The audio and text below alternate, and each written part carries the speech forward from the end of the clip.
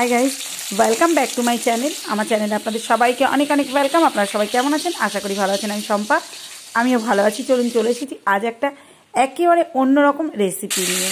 সেটা হলো বাটা মাছের টক। এখানে ছোট রুইয়ের পোনা, রুইও আছে আর কি, ও চারা পোনা, বাটাও আছে, বাটা এবং রুই মিলিয়ে। চলুন, কিন্তু বেগুনটা দিই না, কিন্তু ভাবলাম এত বড় বড় বেগুন আমার কর্তা এনেছে, বেগুনটায় একটু বেগুনও দিয়ে দিলাম। চলুন আপনাদের সাথে শেয়ার করছি, তাই ভাবলাম আপনাদের সাথে একটু শেয়ার করে নিই। তাই বেগুনগুলো একটু আমি নুন হলুদ দিয়ে ভেজে নিচ্ছি, আর মাছগুলোকে ভেজে নিলাম। অবশ্যই দেখলেন আপনারা, মাছগুলোকে ভালো করে ভেজে নিচ্ছি। আর মাছের টক করতে গেলে কিন্তু মাছটাকে কড়া করেই ভেজে নিতে হয়। বেশ ভালো করে ভেজে নিয়েছি, মাছগুলো অবশ্যই জ্যান্ত ছিল। যাই হোক, চলুন বেগুনটা ভেজে নিই। এবং আমি বেগুনটা ভাজতে ভাজতে ততক্ষণে কিন্তু আমি একটু পোস্ত এবং সর্ষে, পোস্ত অবশ্যই লাগে, পোস্ত এবং সর্ষে কাঁচা লঙ্কা আমি বেটে দিয়েছি। আর সর্ষে বলতে সাদা সর্ষে সাথে। আর এখানে দেখুন আমি একটু কালো জিরে ফোড়ন দিলাম, যেহেতু এটা টক করব। আর পেঁয়াজ কুচিয়ে দিলাম এবং একটা টমেটো কুচি কুচি করে দিয়েছি। এবার আমি বেশ ভালো করে ভাজা ভাজা করে নেব এগুলোকে। ভাজা ভাজা হয়েই এসেছে। আর যেহেতু গাইজ প্রথমেই বলি সরি, আমার হাতটা কাঁপছে, যেহেতু আমি এক হাতে করছি। আর চলুন, এই যে আমার ইয়েটা ভাজা ভাজা হয়ে গেছে, পেঁয়াজ টমেটো এগুলো বেশ ভাজা ভাজা হয়ে গেছে। এবার আমি পোস্ত এবং সর্ষে একসাথে বেটে রাখা কাঁচা লঙ্কা দিয়ে ওটা আমি দিয়ে দিলাম, এবং একটু হলুদ দিয়ে দিচ্ছি স্বাদ মতো। আর আগের থেকে আমি তেঁতুল ভিজিয়ে রেখে দিয়েছি। চলুন খুব ভালো করে মশলাটা কষিয়ে নেব। একটু জল দিয়ে দিয়েছি। এবার এটাকে আপনার পুরো ভালো করে কষিয়ে নেব, তেল ছেড়ে যতক্ষণ না যাচ্ছে। আর এখানে আমি একটাই, যেহেতু আমাদের বাড়ি কেউ ঝাল খায় না, একটা কাঁচা লঙ্কা খালি পেস্ট করেছি।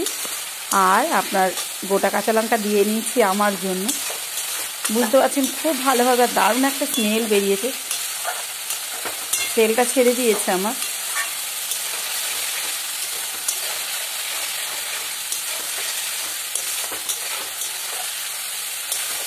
এমনিতেই পোস্তর গন্ধ হলে তো, পোস্ত সর্ষে একসঙ্গে গন্ধ হলে তো এত ভালো লাগে। চলুন আমি জল দিয়ে দিলাম, এবং তেঁতুল বললাম তো আগের থেকে দিয়ে রেখেছিলাম, ভিজিয়ে রেখেছিলাম।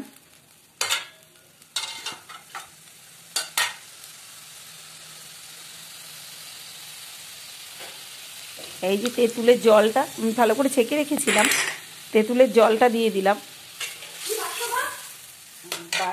যেরকম কালার হয়েছে গাইস কি বলবো, খেতেও কিন্তু অত সুন্দরই হয়েছিল। চলুন গাইস, আমার ঝোলটা ফুটে গেছে। এবার আমি আস্তে আস্তে মাছগুলো ছেড়ে দিচ্ছি।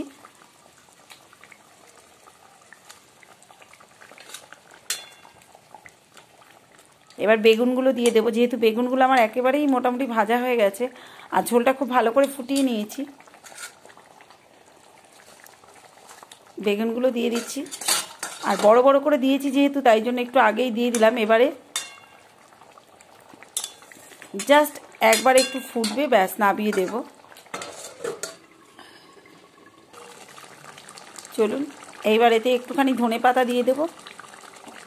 মানে কি বলবো, যাকে বলে অসম, দারুণ দারুণ দারুণ হয়েছে খেতে। আমার মেয়ে খাবে না কিছুতে ছোট মাছ, বাট গ্রেভিটা সেন্টে